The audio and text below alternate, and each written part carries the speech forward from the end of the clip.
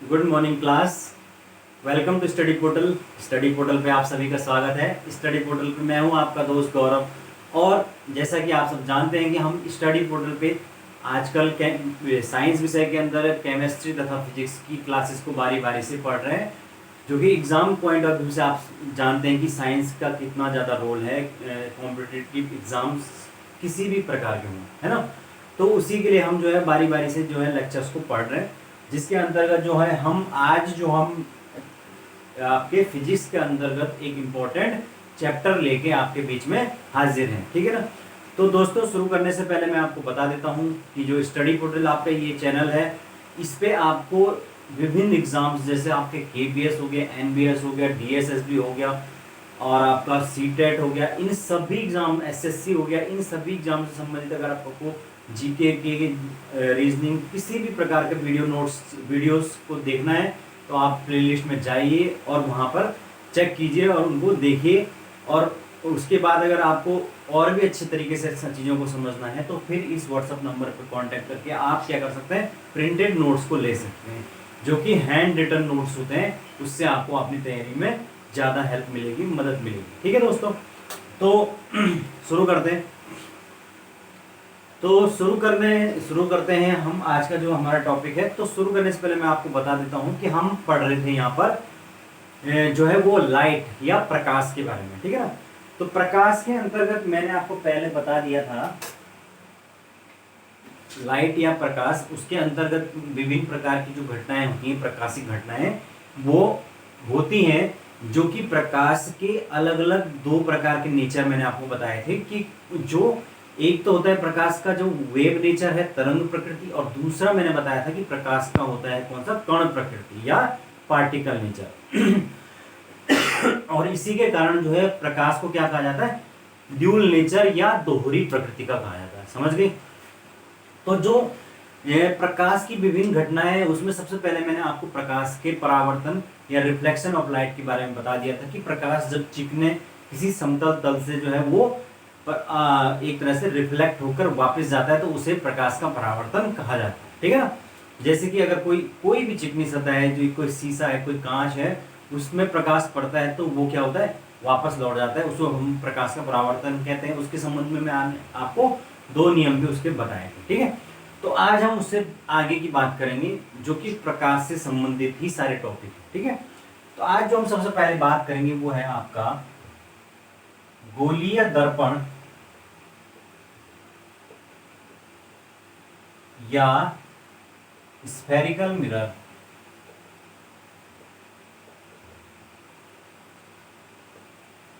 ठीक है। तो स्फेरिकल मिरर या गोलीय दर्पण क्या होते हैं, किसी गोले का अगर हम जो गोलीय पृष्ठ है उसको काट दें और उसके एक साइड पर क्या कर दें, दोनों में से किसी भी साइड पर पेंट कर दें तो उससे जो निर्मित होगा वो होगा गोलीय दर्पण, ठीक है ना। जैसे कि अगर मैं ये सपोज कोई हमारे पास गोला है, खोखला, और इसका जो ये एक तरह से चूड़ी मान लीजिए इसको, तो इसका जो है वो एक जो गोलीय दर्पण है इस गोले का, इसको अगर बीच से काट दिया तो ये कैसा होगा, इस प्रकार का बन जाएगा, है कि नहीं, या इस प्रकार का बन जाएगा। तो हम क्या करेंगे, इसके एक बार हम इस साइड जो है वो क्या करेंगे, पेंट करेंगे, और एक बार इस साइड पेंट करेंगे। तो इससे क्या होगा, जो दूसरी साइड होगी वो क्या होगी, रिफ्लेक्टर बन जाएगी। और इस प्रकार के जो रिफ्लेक्टर बनेगा उसको हम क्या कहेंगे, गोलीय दर्पण या स्फेरिकल मिरर, ठीक है ना।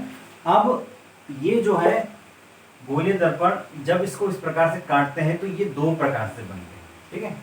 तो कौन कौन से दो प्रकार से, सबसे पहला जो है वो है उत्तल दर्पण, जिसको हम कहते हैं आपका कॉन्वेक्स मिरर। कॉन्वेक्स मिरर, उत्तल का मतलब होता है ऐसा दर्पण ऐसा गोलीय दर्पण जिसके उठे हुए भाग की तरफ क्या किया जाता है, पेंट, जो परावर्तक तल है वो रखा जाता है, जबकि अंदर के भाग की तरफ क्या किया जाता है, पेंट किया जाता है। जैसे कि अगर ये कोई स्फेरिकल है, उसका ये हिस्सा काट दिया गया और उसके भीतर की साइड इस प्रकार से पेंट कर दिया गया, तो जो ये वाला तल होगा ये क्या होगा, एक रिफ्लेक्टर बन जाएगा, परावर्तक तल बन जाएगा, ये परावर्तक सतह। तो इस प्रकार का जो लेंस होगा ये क्या कहलाएगा, उत्तल लेंस कहलाता है। और इसी लेंस को हम क्या कहते हैं, ये अभिसारी लेंस, सॉरी अपसारी लेंस भी कहा जाता है। अपसारी दर्पण, यार लेंस क्यों बोल रहा हूं, अपसारी दर्पण भी इसको कहा जाता है। अपसारी इसको कहने का मतलब है, अपसारी को इंग्लिश में कहते हैं आपका डाइवर्जिंग, क्योंकि ये क्या करता है, जो अनंत से आने वाली प्रकाश किरणें हैं उनको फैलाता है। यानी ये जो विजिबिलिटी एरिया है या लाइट एरिया है उसको ब्रॉड करता है, फैलाता है, चौड़ा करता है, ठीक है ना। तो इसीलिए इसको क्या कहता है, उत्तल लेंस या कॉन्वेक्स मिरर, या इसको अपसारी दर्पण भी कहा जाता है, ठीक है। तो मैं बार बार लेंस कह रहा हूं, लेंस नहीं है बल्कि दर्पण है, ठीक है। अब इसमें जो है वो हम इसके यूजेस देख लेते हैं, क्योंकि यूजेस से ही क्वेश्चन बनते हैं। तो इसका जो उपयोग है वो कहाँ कहाँ होता है देख लेते हैं। अपसारी जो दर्पण है उसका प्रयोग कहाँ होता है, तो इसका जो प्रयोग होता है, पहला प्रयोग होता है इसका आपके जो ट्रकों में, मोटर गाड़ियों में,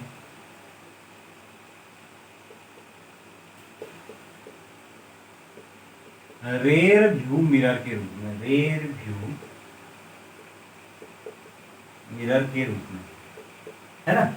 क्योंकि जो है रेयर व्यू मतलब जो ड्राइवर के बगल पे छोटा शीशा लगा था, उसमें आपने देखा होगा कि जो छोटा सा शीशा है वो इतना छोटा होता है, उसके बावजूद भी उसमें पीछे का जो है वो काफी बड़ा एरिया जो है वो दिखता है, काफी बड़ा व्यू दिखता है। तो वो क्या है, वो क्योंकि उसमें लगा होता है आपका अपसारी लेंस, ठीक है ना। इस ये आपका अपसारी लेंस लगा होता है, उसमें कॉन्वेक्स मिरर लगा होता है, अपसारी मिरर दर्पण लगा होता है, जिस कारण से क्या होता है वो बहुत बड़े जो एरिया है उसको कम करके दिखा देता है। मतलब एक तरह से वो ब्रॉड एरिया को कवर करता है, समझ गए, क्योंकि प्रकाश किरणों को फैलाता है, ठीक है। तो इसीलिए जो है ये रेयर भी जो मिरर होते हैं इसमें ये यूज होता है, ठीक है। दूसरा जो गोलीय दर्पण है या स्फेरिकल मिरर है उसका यूज होता है आपका स्ट्रीट लाइटों में, ठीक है। स्ट्रीट जो लाइट्स होती है उसमें जो इस प्रकार का मिरर यूज करने का कारण क्या है, ताकि जो लाइट है वो क्या हो, छोटी सी लाइट भी जो है वो ज्यादा से ज्यादा दूरी तक क्या फैले और अंधेरे को दूर करे या प्रकाश को करे, ठीक है ना। तो इसीलिए इस प्रकार का यूज होता है। और उसके अलावा जो आपके ये परावर्तक दर्पण जो सड़कों पे लगे होते हैं, सड़कों के जो तीव्र जो डीप मोड़ होते हैं या यू शेप मोड़ होते हैं, वहां पे आपने देखा होगा पहाड़ों में, जैसे ये मसूरी वाली जो रोड है यहाँ पर भी क्या होता है, जो बड़े डीप वाले जो मोड़ हैं वहां पर इस प्रकार के मिरर लगे होते हैं, ताकि क्या हो, वो जो दूसरी साइड मोड़ के कौन सी गाड़ी आ रही है उसको व्यू को अच्छी तरीके से कवर करे, तो वो व्यू जो है वो पूरी तरीके से कवर होता है इस प्रकार के मिरर में, ठीक है। तो ये इसके कुछ यूजेज हैं, इतना याद रख लेना इसमें कि ये क्या करता है, प्रकाश किरणों को फैलाता है, ठीक है ना। तो ये याद रखना। सेकंड जो हमारे पास दर्पण है, मिरर है, वो है आपका कॉनकेव मिरर या आपका अवतल दर्पण, इसको हम कहते हैं कॉनकेव मिरर। ये कैसे बनेगा, इसमें क्या होगा कि जो गोलीय दर्पण हमने काटा है उसकी जो है वो बाहर जो उठा हुआ भाग है उस साइड क्या होता है, पेंट किया जाता है।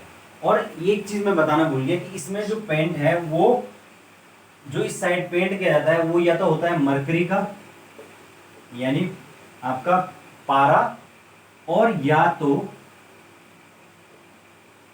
जो पेंट किया जाता है वो किया जाता है आपका आपके रेड ऑक्साइड, हाँ रेड ऑक्साइड।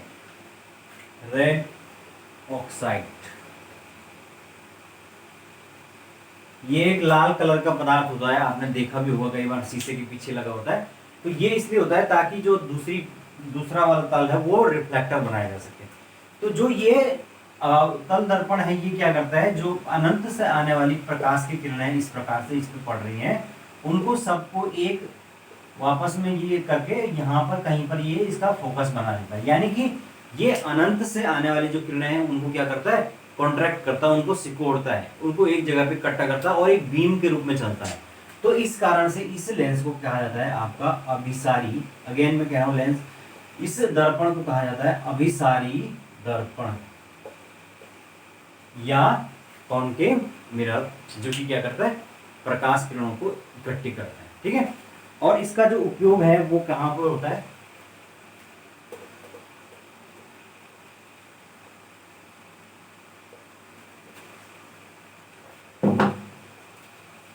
उपयोग, इसका जो उपयोग होता है दोस्तों वो होता है, पहला तो गाड़ियों के ये जो आगे के दर्पणों को क्या बोलते हैं आप, हेडलाइट्स, हेडलाइट में और सर्च लाइट में, है ना, क्योंकि जो हेडलाइट्स होती है उसमें क्या चाहिए होता है कि भाई दूर तक वो बीम जाए, ज्यादा से ज्यादा उजाला करे और एक फोकस के रूप में जाए। तो क्या करें, क्या उसमें क्या जरूरत होगी, हमको ऐसे दर्पण की जरूरत होगी जो क्या करे, प्रकाश किरणों को एक जगह पर फोकस करे और एक बीम के रूप में फैलाए। तो इसलिए इस प्रकार के जो है दर्पण का यूज होगा। दूसरा इसका जो इस्तेमाल होता है वो होता है आपका जो है वो कान के डॉक्टर, कान के या दांत के, नाक के डॉक्टर जो है उनके द्वारा व्यू को, अंदर के व्यू को देखने में, ठीक है ना, ताकि छोटी जगह का व्यू दिख जाए। और उसके अलावा जो है इसका तीसरा जो यूज है वो भी इंपॉर्टेंट है, वो है आपका सोलर कुकर में।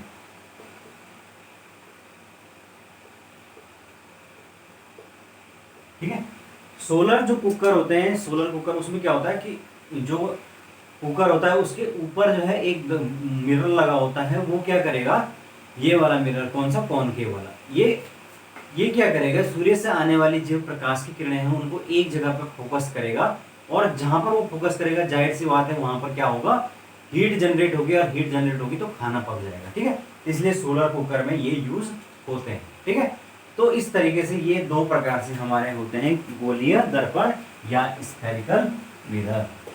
ठीक है,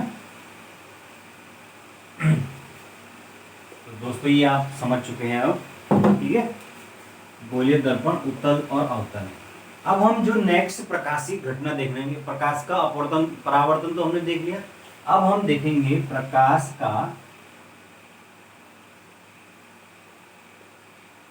अपवर्तन।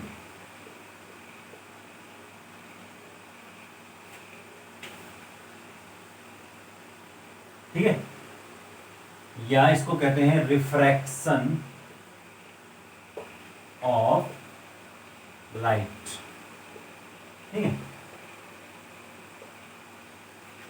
तो इसमें क्या होता है, प्रकाश का अपवर्तन जो है वो घटना क्या है कि जब प्रकाश जो है वो एक माध्यम से, एक किसी मीडियम से दूसरे मीडियम में जाता है जो कि अलग है। ठीक है ना, सपोज पहला माध्यम जो है वो सघन है, दूसरा विरल है, तो उसके बाद क्या होता है, दोनों माध्यम में जाने के बाद उसकी जो किरण है, या ये कह सकते हैं कि जो प्रकाश की किरण है उसका जो दिशा है उसमें क्या आती, फ्लक्चुएशन आ जाता है, या उसमें परिवर्तन आ जाता है। ठीक है ना, एक माध्यम से दूसरे माध्यम में जाने पर प्रकाश की दिशा में परिवर्तन आता है, और उसी घटना को हम क्या कहते हैं, आपका अपवर्तन कहते हैं। ठीक है, तो ये क्या लिख सकते हैं, एक माध्यम से दूसरे माध्यम में जाने पर प्रकाश की किरण में होने वाला विचलन क्या कहलाता है, अपवर्तन या रिफ्रैक्शन कहलाता है। ठीक है, तो ये है अब ये जो अपवर्तन और रिफ्रैक्शन होते हैं इसके दो लॉ होते हैं, तो उसी के अकॉर्डिंग ये जाता है। ठीक है, तो हम समझते हैं कि क्या चीज है ये। ठीक है, जैसे कि पहला जो लॉ कहता है वो कह रहा है कि अगर जो है वो रेयर टू डेंस मीडियम, यानी कि प्रकाश की किरण जो है वो विरल विरल या रेयर टू सघन या डेंस मीडियम में जाएगी तो वो क्या होगी, अविलंब की ओर झुकेगी।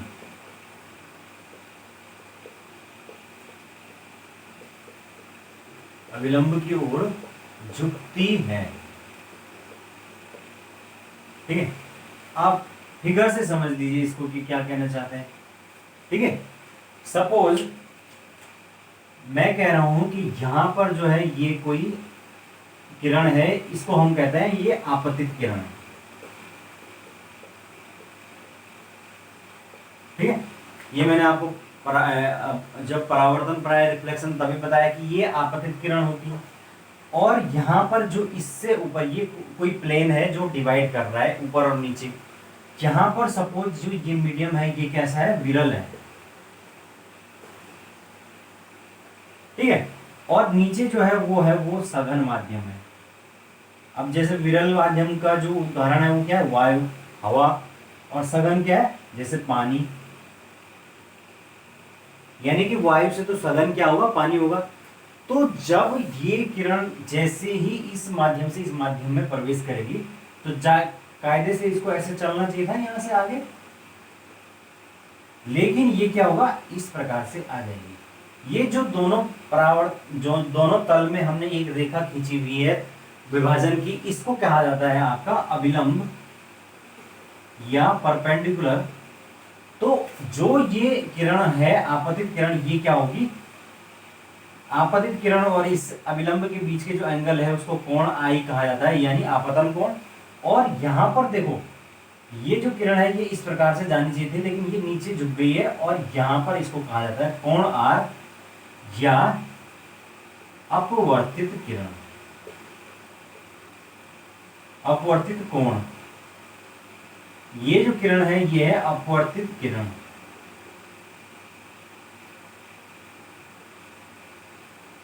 ठीक है, तो आप देख सकते हैं कि जब विरल से सघन माध्यम आए तो कैसे प्रकाश की किरण जो अविलंब की ओर नीचे को झुक गई। जैसे कि अगर फॉर एग्जांपल कोई पेंसिल है उसको हम क्या करते हैं, पानी में डुबोते हैं, तो भार तो क्या है, वायु है, वो क्या है, विरल माध्यम है। और जैसे ही हमने उसको पेंसिल को नीचे पानी में डुबोया तो वो एक सघन माध्यम है। तो वहां पर क्या होगा, अपवर्तन के कारण, रिफ्रैक्शन के कारण जो है वो क्या होगा, उसकी जो प्रकाश की किरण जो है वो अंदर की ओर झुक जाएगी, नीचे की ओर झुक जाएगी, अविलंब की ओर झुक जाएगी, और इस कारण से पेंसिल हमें ऐसे टेढ़ी सी प्रतीत होती है। समझ गए? तो ये आप समझ गए हैं कि प्रैक्टिकली ये इस चीज में देखा जा सकता है, इस चीज को समझ गए। तो पहला ये रूल है। दूसरा जो नियम है वो इसके ठीक उल्टा है। वो कह रहा है दूसरे नियम में, प्रकाश के दूसरे नियम में, कि अगर इसका उल्टा हो जाए, ठीक है, अगर ये सघन से विरल, सघन से विरल माध्यम, सघन क्या होता है, अगेन उल्टा कर दिया हमने, तो यहां भी इंग्लिश में भी उल्टा कर लेते हैं। डेंस से रेयर मीडियम की तरफ जाएगा, उस स्थिति में जो है वो अविलंब की ओर नहीं झुकेगा, बल्कि क्या होगी, प्रकाश किरण अविलंब से दूर हटती है। ठीक है, तो ये है। अब इसको यहां पर समझ लेते हैं चित्र में। इसको मैं थोड़ा मिटा देता हूं। ठीक है, अगेन ये है आपका अविलंब है पूरा, ये कोण आई वैसे रहेगा। अब क्या होगा कि जो है वो हमने बोल दिया कि ऊपर का जो माध्यम है वो विरल नहीं है बल्कि सघन है, और ये विरल है, ये डेंस है, ये रेयर है। उस स्थिति में जो है वो ये अब इसको किरण को ऐसे जाना चाहिए था, है ना, लेकिन ये कैसे जाएगी, ये यहाँ से इधर की तरफ को आपका विचलित हो जाएगी। क्यों, ये अभिलंब से दूर गई, ये कोण आर है, ये किसको क्या कहेंगे, अपवर्तित किरण। ठीक है, तो इस प्रकार से हमने देखा कि जो सघन माध्यम है उससे जब विरल में जाती है तो वो अभिलंब से दूर की ओर क्या किरण को हटना पड़ता है। तो ये जो दो प्रकार की घटनाएं होती हैं इन्हीं को हम क्या कहते हैं, प्रकाश का अपवर्तन या रिफ्रैक्शन कहते हैं। ठीक है, तो अब आप समझ गए। अब इसके उदाहरण क्या होते हैं, दैनिक जीवन में इसके उदाहरण क्या होते हैं। पहला जो उदाहरण है वो तो मैं आपको बता चुका हूं, जैसे पेंसिल जो है वो डुबाने पर क्या होती है, टेढ़ी दिखाई देती है पानी में, है ना। दूसरा जो हम इसका उदाहरण देख लेते हैं वो है तारों का टिमटिमाना। तारों का टिमटिमाना, जो तारे होते हैं वो हम आप सब जानते हैं कि हमसे जो है वो लाखों करोड़ों जो है प्रकाश वर्ष दूर है ना। इवन दो जो है जो तारे होते हैं वो सूर्य से भी बहुत बड़े, कई गुना बड़े होते हैं और कई गुना दूर होते हैं। ठीक है ना, तो इस हमसे और उनके बीच में क्या होती है, प्रकाश की जो है जो जो वायुमंडल है उसकी हजारों लेयरें होती हैं। और कहाँ कहीं पर क्या होगा कि मीडियम जो है वो डेंस होगा, कहीं पर रेयर होगा, यानी कहीं पर ऐसा होगा कि ज़्यादा डेंस घना माध्यम होगा, कहीं पर जो है वो वायु बिल्कुल नहीं होगी। तो इस वजह से क्या होगा, इन परतों के बीच में जब वो प्रकाश पृथ्वी की तरफ आएगा तो वो हमेशा क्या होगा, विचलित होता रहेगा, कभी अभिलंब की ओर झुकेगा, कभी अभिलंब से दूर जाएगा। इस प्रकार से क्या होगा, जो पृथ्वी पर हम व्यक्ति है या देखने वाला है उसे क्या दिखेगा, वो हमेशा टिमटिमाता हुआ दिखेगा। क्यों, क्योंकि वो हमेशा फ्लक्चुएट हो रहा है, विचलित हो रहा है, किसके कारण, अपवर्तन के कारण। ठीक है ना, ये है। दूसरा तारों का टिमटिमाना हो गया। दूसरा इसका जो एग्जांपल है वो वेरी इंपॉर्टेंट है, वो है आपके हाँ, पानी में सिक्का डालने पर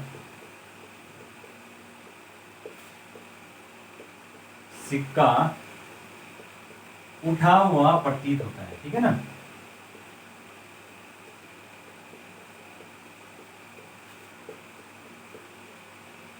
कभी भी हमने देखा होगा कि अगर हम सिक्के को किसी बर्तन में नीचे डाल देते हैं तो जब तली में वो सिक्का चला जाएगा तो वो तली में नहीं बल्कि ऐसा लगता है कि थोड़ा सा ऊपर उठा हुआ, तो वो भी किसके कारण है, अपवर्तन के कारण। ठीक है ना, उसके अलावा जो है वो आपके सूर्योदय व सूर्यास्त के समय, ये भी बहुत इंपॉर्टेंट है, सूर्योदय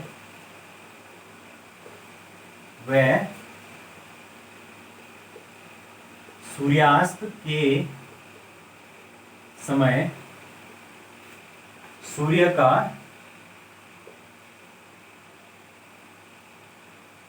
पहले दिखाई देना।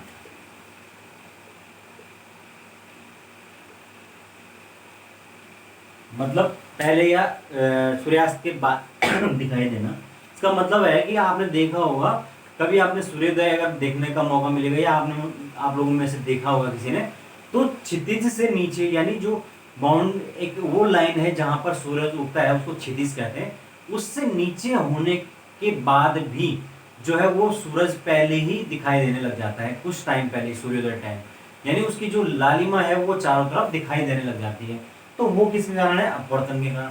सूर्यास्त के समय जो है सूर्य अस्त हो जाता है, लेकिन उसके बावजूद भी कई देर तक जो है उसकी जो चमक है या उसकी लाइट है वो दिखाई देती है क्षितिज से ऊपर। क्यों, अपवर्तन के कारण। ठीक है ना, क्योंकि प्रकाश जो है वो विभिन्न परतों के बीच में जो है उसका विचलन होता रहता है, तो इस वजह से वो दिखाई देना लग जाता है। ठीक है ना, उसके अलावा एक और एग्जांपल समझ लीजिए, जैसे कि अगर पानी में कोई मछली है समंदर में, तो वो जितनी गहराई पर होती है एक्चुअली में अगर देखेंगे तो वो उससे ऊपर तैरती हुई दिखाई देती है। मतलब एक्चुअल में वो ज्यादा गहराई पर तैर रही होगी, लेकिन वो दिखाई कैसे देगी कि ऊपर ऊपर तैर रही है, यानी ज्यादा ऊंचे तैर रही है। तो ये सारी जो घटनाएं होती हैं ये किसके कारण होती हैं, प्रकाश के अपवर्तन के कारण होती है, रिफ्रैक्शन ऑफ लाइट के कारण। ठीक है, तो ये आपको याद रखना है। तो चलिए आगे चलते हैं।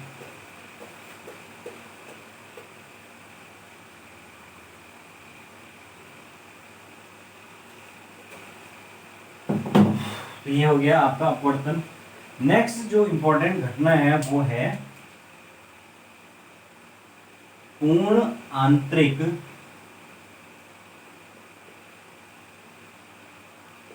परावर्तन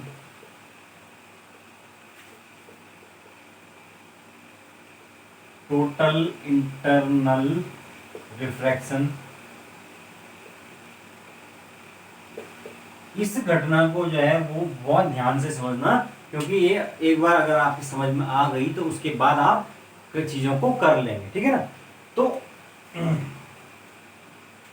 मैं इसके लिए आपको एक फिगर बना देता हूं, ये है आगे, ठीक है। तो ये जो प्रकाश के पूर्ण आंतरिक परावर्तन है, ये घटना कब होगी, जबकि जो प्रकाश है वो क्या होगा, सघन से विरल माध्यम की तरफ जा रहा होगा, ठीक है। सघन से विरल माध्यम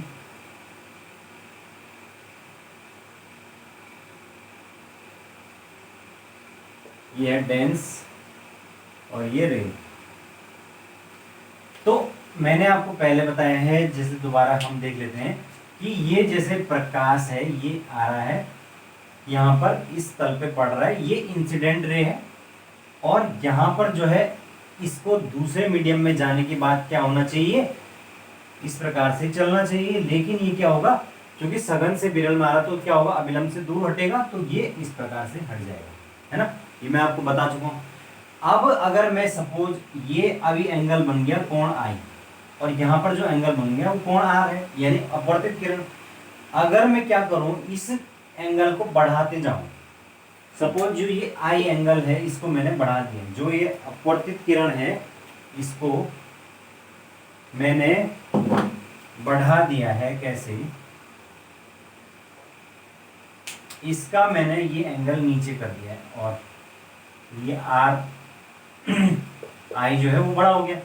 तो उसके बाद क्या होगा, जो ये अपवर्तित किरण ये और ऊपर जाएगी, यानी अविलंब से और दूर हटेगी। तो ऐसे ऐसे करके क्या होगा, जब इसको नीचे करते जाएंगे तो ये क्या होगा, एक टाइम पर जो है वो, जो ये आपका प्लेन है इसके ही समांतर जो है वो चली जाएगी, कौन सी, आपकी अपवर्तित किरण। यानी कि यहाँ पर जो है वो जो कोण आर है ये बन जाएगा आपका 90 डिग्री।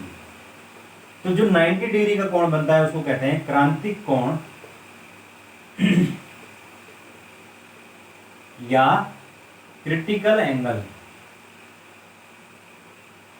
ठीक है। यहां से हमने कोण जो आई है यानी इंसिडेंट वाला एंगल है वो बढ़ाते जा रहे हैं, और इस कारण से जो है वो जो अविलंब से दूर हटते हटते वो क्या होगी, इस तल के समांतर होगी। तो इस प्रकार से यहाँ पर जो एंगल बन गया वो 90 डिग्री का बन गया, और उस 90 डिग्री के जो एंगल को, जो अपवर्तित किरण का एंगल बन रहा है अब, या अपवर्तित कोण बोल सकते हैं आप उसको, वो 90 डिग्री, ठीक है। तो ये हो गया। अब अगर ये हो जाए कि जो ये अपवर्तन कोण है इसका मान और ज्यादा बढ़ा दिया जाए, ये इसको हमने नीचे ला के इस तल से भी इसको नीचे ले आए, ऐसे यहां ले आए, तब बड़ा हो गया। इस स्थिति में जो है वो क्या होगा, जो अब अपवर्तित किरण है वो जो है वो बजाय कि, क्योंकि उसका जो मान है वो क्या होगा, क्रांतिक कोण से बढ़ जाएगा 90 डिग्री। उस स्थिति में जो है वो किरण क्या होगी, अब नीचे नहीं जाएगी बल्कि सीधे सीधे ऊपर को चली जाएगी, यानी परावर्तित हो जाएगी, ठीक है ना। कहने का मतलब है कि अगर हम आपतन जो कोण है ये वाला आई है इसको बढ़ाते जाएं तो एक स्थिति ऐसी आएगी जो कि अपवर्तित कोण का जो मान है वो क्रांतिक कोण से भी अधिक हो जाएगा, और उस स्थिति में जो है वो किरण अपवर्तित नहीं होगी बल्कि परावर्तित हो जाएगी या रिफ्लेक्ट हो जाएगी। समझ गए ना। तो इसी घटना को कहते हैं टोटल इंटरनल रिफ्लेक्शन या पूर्ण आंतरिक परावर्तन। जबकि क्या होगा, अपवर्तन न होके क्या हो जाएगा, परावर्तन हो जाएगा। क्यों? क्योंकि हम लगातार आपतन कोण बढ़ा रहे हैं और वो क्रिटिकल एंगल को पार कर गया, ठीक है। अब इस घटना का जो है वो क्या इंप्लीमेंट होता है वो देखेंगे, ठीक है। ये तो आप समझ गए कि ये ऐसा होता है। अब जो है वो आपने देख लिया है कि जो प्रकाश है वो अब क्या हो रहा है, पूरी तरीके से जो है वो परावर्तित हो रहा है। तो इस कारण से जो है वो प्रकाश कैसा हुआ, चमकीला होगा, और जिस माध्यम से ये होके आएगा वो माध्यम क्या होगा, चमकने लगेगा। तो इस कारण जो है वो इसका उपयोग होगा किसमें, हीरे को चमकाने में या तराशने में। ठीक है, आपने देखा होगा कि जो डायमंड होता है उसको क्या किया जाता है, इस प्रकार का जो शेप है वो किसके द्वारा दिया जाता है, हीरे जो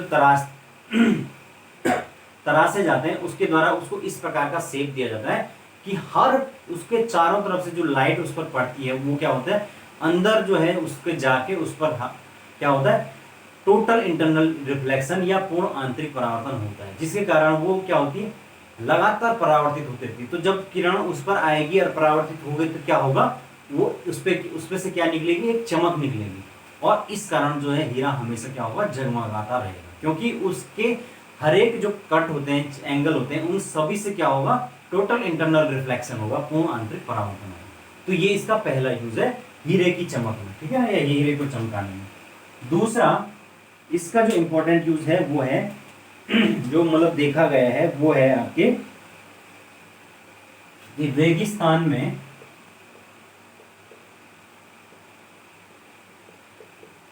मरीचिका या मिराज। अब ये क्या होता है, जो रेगिस्तान है उसमें जब हम चलते रहता है कोई यात्री, तो उससे क्या होता है, दूर से कहीं दूर जो पेड़ होता है, नारियल उसका पेड़ जो भी होते हैं वहां पे पेड़ होते हैं, तो वो जो पेड़ होते हैं वो क्या दिखाई देते हैं, उसकी जो छाया है वो नीचे दिखाई देती है, और ऐसा लगता है जैसे नीचे कोई पानी है और उस पानी में उसकी छाया दिखाई दे रही है। तो वो क्या है, वो भी एक भ्रम होता है, दृष्टि भ्रम होता है, ऐसा लगता है कि नीचे तालाब है, लेकिन जब हम यात्री चलता हुआ वहां तक पहुंचता है तो उसे पता चलता है कि यहाँ पर तो कोई तालाब है ही नहीं। तो फिर वो जो पेड़ है वो नीचे कैसे दिखाई दे रहा है, वो इसलिए दिखाई दे रहा है क्योंकि राजस्थान जो रेगिस्तान होता है उसमें क्या होता है, अत्यधिक गर्मी होती है, तो रेत गर्म हो जाती है, और जब रेत गर्म होती है तो हवा गर्म होकर लगातार ऊपर उठती है, और जो गर्म हवा होती है उसकी डेंसिटी कम हो जाती है। तो इसका मतलब जो ऊपर उठने वाली जो हवा है वो क्या होगी, धीरे धीरे हल्की होती जाएगी, और नीचे जो है वो भारी रहेगी, है ना।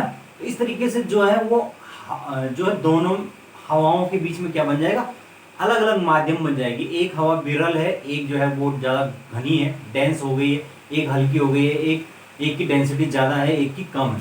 तो उनके बीच में जब जो है वो प्रकाश की जो पेड़ है वो उससे आने वाली प्रकाश की किरण है वो जो है वो अपवर्तित होती है, उसका पूर्ण आंतरिक परावर्तन होता है, और क्रिटिकल एंगल से ऊपर बढ़ने के कारण जो है वो नीचे से जो है वो परावर्तित होकर जब किरण ऊपर को आती है तो ऐसा लगता है कि वो पेड़ की छाया दिखाई दे रही है, किसमें, नीचे तालाब में।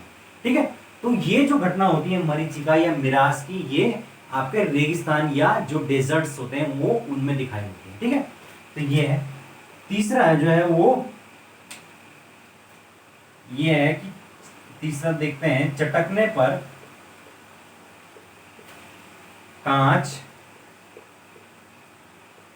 ज्यादा चमकीला दिखाई देता है ना। अगर कांच कहीं पर हल्का सा चटक गया, उस पर दरार सी पड़ गई, तो आपने देखा होगा कि वहां पे से जो है वो कांच हमेशा क्या दिखाई देता है, बहुत ज्यादा चटकीला दिखाई देता है, वहां पे से उसकी चमक ज्यादा दिखाई देती है, क्योंकि चटकने के बाद वो उसमें जो है वो इस प्रकार का गुण आ जाता है कि उसमें जो प्रकाश है वो अब उसका टोटल इंटरनल रिफ्लेक्शन होता है, जिसके कारण वो अपवर्तित नहीं होता है बल्कि अब परावर्तित होने लग जाता है, जिसके कारण उसमें चमक ज्यादा हो जाती है। ठीक है, नेक्स्ट जो इसका इंपॉर्टेंट, वेरी इंपॉर्टेंट यूज है वो है आपका ऑप्टिकल फाइबर केबल, OFC।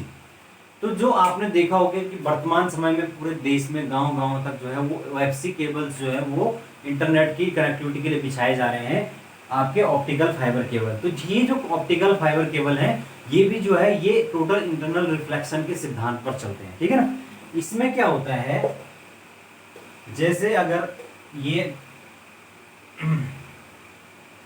जो तार हो इस प्रकार से, सपोज ये है तार, तो यहां पर क्या होता है, ये इसके जो दोनों साइड होते हैं कांच ऊपर और नीचे, इन तारों में क्या होते हैं, यहाँ पर कोई क्वार्ज के कांच लगे होते हैं, क्वार्ज कांच, और जब जो यहाँ इसमें सिग्नल भेजे जाते हैं वो in the form of light भेजे जाते हैं, समझ गए। तो लाइट भेजने के बाद जब यहाँ पर वो पड़ता है इस कांच पर, तो उसका टोटल इंटरनल रिफ्लेक्शन होता है, फिर वो यहाँ पड़ता है, यहाँ टोटल इंटरनल रिफ्लेक्शन होता है, फिर यहाँ पड़ता है, फिर यहाँ टोटल इंटरनल रिफ्लेक्शन होता है, फिर यहाँ होता है। तो इस प्रकार से जो है वो जो टोटल इंटरनल रिफ्लेक्शन है उसी की फॉर्म में जो है वो लाइट आगे बढ़ती, और इस क्रिया में जो है वो एनर्जी का लॉस बहुत कम होता है, ट्रांसमिशन क्या होता है, स्मूथ होता है। तो जो कितनी भी दूरी तक जो है आप क्या पहुंचा सकते हैं, संकेतों को पहुंचा सकते हैं। इसी कारण से आज के समय में आपका OFC केबल का इस्तेमाल होता है। आपको पता है ये चीज होनी चाहिए, अगर नहीं पता है कि जो इंटरनेट कनेक्टिविटी है उसके लिए जो समंदर के अंदर केबल बिछाई जाती है, जहां से कि एक महाद्वीप से दूसरे महाद्वीप तक कनेक्टिविटी पहुंचाने के लिए, जैसे अफ्रीका से और भारत तक जो आरके होगी वो समंदर के नीचे से आरके होगी। तो जो समंदर के नीचे केबल होती है वो OFC केबल ही होती है, जिसमें कि क्या होता है, कांच का प्रयोग होता है, और इस टेक्निक से जो है बिना किसी ट्रांसमिशन लॉस के जो है कितनी भी दूरी तक जो है वो सिग्नल को पहुंचाया जा सकता है। तो इस प्रकार से इसके वेरियस यूजेस जो है वो इस परिघटना के देखे जाते हैं, ठीक है। तो अब आप मेरे ख्याल से पूर्ण आंतरिक परावर्तन को समझ चुके हैं, ठीक है ना। तो इससे ज्यादा आपको बताने की जरूरत नहीं, ठीक है। तो यह है आपका पूर्ण आंतरिक परावर्तन, ठीक है। नेक्स्ट जो हमारे पास है वो टॉपिक है लेंस।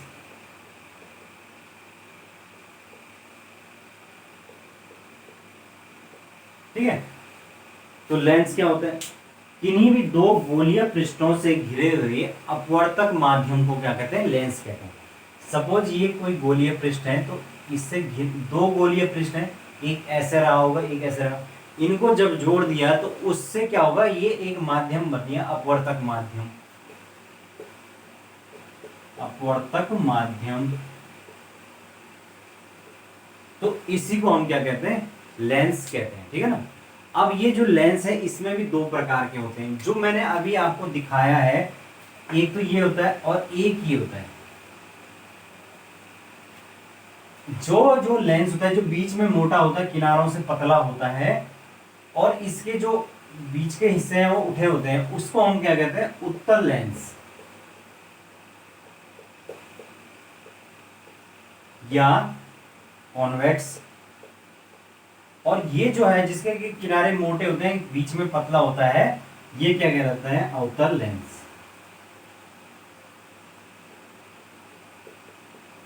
या कॉनकेव लेंस, ठीक है। तो इस प्रकार से ये दो प्रकार के होते हैं। अगर मैं इसकी बात करूं तो इसमें भी वही चीज होती है जो मैंने दर्पण में बताई थी, कि जो एक लेंस होता है वो तो क्या करता है, प्रकाश किरणों को इकट्ठे करता है, एक जगह पे एकत्रित करता है, और जो दूसरा लेंस है वो क्या होता है, प्रकाश किरणों को फैलाता है, ठीक है। तो एग्जैक्टली जो है दर्पण वाली जो कंडीशंस है वही होती है, ठीक है। अब इसमें जो है इस कुछ टर्म्स यूज होते हैं, जैसे कि अगर मैं इसको एक पूरा गोला मान लूं तो इसका जो केंद्र है वो यहाँ कहीं होगा, और इसको एक किसी गोले का पार्ट मान लूं तो उसका केंद्र यहाँ कहीं होगा। तो अगर मैं इन दोनों केंद्रों को मिला देता हूं तो ये इसके बीच से जाने वाली रेखा बन गई, और इसी को हम क्या कहते हैं, मुख्य अक्ष कहते हैं, मुख्य अक्ष या प्रिंसिपल एक्सिस, एक्सिस, ठीक है। और इस प्रिंसिपल एक्सिस के समांतर जो प्रकाश की किरणें आती हैं, इस प्रकार से वो क्या होती है, इससे जब इस रिफ्रैक्शन होता है, अपवर्तन होता है, तो वो अपवर्तन के पश्चात क्या होती है, एक किसी बिंदु पर फोकस हो जाती है। तो इस फोकस बिंदु को ये क्या कहते हैं, एफ से डिनोट करते हैं, इसको कहते हैं आप फोकस बिंदु,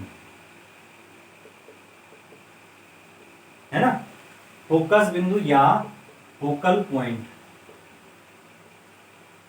सारी की सारी जो किरणें हैं वो जब जहां पर एक बिंदु पर केंद्रित होगी वो फोकस बिंदु कहलाएगा। और केंद्र से लेकर और यहां तक की जो दूरी है, डिस्टेंस ये वाली, इसको हम क्या कहेंगे, फोकस दूरी कहते हैं, फोकस दूरी या फोकल डिस्टेंस। और इसके लिए एक फॉर्मूला भी आता है, जो फोकस दूरी है या फोकल डिस्टेंस, इसको निकालने का फॉर्मूला है 1/f=1/v-1/u। अब आप कहेंगे ये v और u क्या चीज है? तो v जो है, u जो है यहाँ पर ये है वस्तु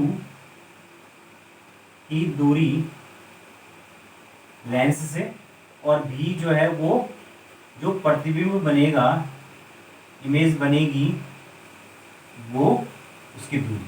ठीक है ना? समझ गए? जो वस्तु है वो कितनी दूरी पर लेंस से रखी हुई है वो u कहलाएगी डिस्टेंस, और कितनी दूरी पर प्रतिबिंब बन रहा है वो v कहलाएगी। तो 1/f=1/v-1/u, इस फॉर्मूले का इस्तेमाल करके हम क्या निकालते हैं? फोकस दूरी या f को निकालते हैं किसी भी लेंस के लिए। ठीक है ना? तो अब आप समझ चुके हैं कि जो लेंस है वो भी दो प्रकार के होते हैं। एक तो होता है उत्तल, जिसका कि बीच का जो पार्ट है वो उठा हुआ होता है और किनारे का पतला होता है। एक होता है अवतल लेंस। ठीक है ना? इन दोनों के में भी उसी प्रकार से जो है, एक में जो है प्रकाश को फैलाने का गुण होता है, दूसरे में प्रकाश को एक जगह पे इकट्ठा करने का गुण होता है। ठीक है? जहां पर जो है वो अपवर्तन के पश्चात प्रकाश जो है वो एक बिंदु पर केंद्रित होता है, उसको फोकस दूरी कहते हैं, और फोकस बिंदु कहते हैं, और फोकस बिंदु से केंद्र तक की दूरी को फोकस दूरी कहते हैं। सिंपल सी बात है, उसका फॉर्मूला मैंने निकाल दिया। अब इसमें लेंस में एक और चीज बहुत बार पूछी जाती है लेंस में, और वो है लेंस की क्षमता। लेंस की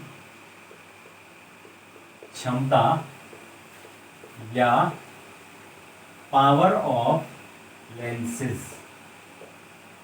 तो जो लेंस की क्षमता है उसको व्यक्त किया जाता है, सबसे पहले तो आपको ये याद रखना है, वो है डायोप्टर में, d से डिनोट करते हैं, और ये क्या होती है? फोकस दूरी का विलोम होती है, यानी कि d बराबर होता है 1/f। समझ गए? फोकस दूरी का व्युत्क्रमणीय होता है, ये आपको याद रखना है। यानी कि इसको d से नहीं डिनोट करते, इसको p से डिनोट करते हैं, पावर है ना, क्षमता को। तो 1/fd, यानी कि जो निकलेगा फाइनल वो किस में मापेंगे? हम डायोप्टर में मापेंगे, और जो लेंस की क्षमता है उसको p से डिनोट करते हैं, जो कि आपके फोकस दूरी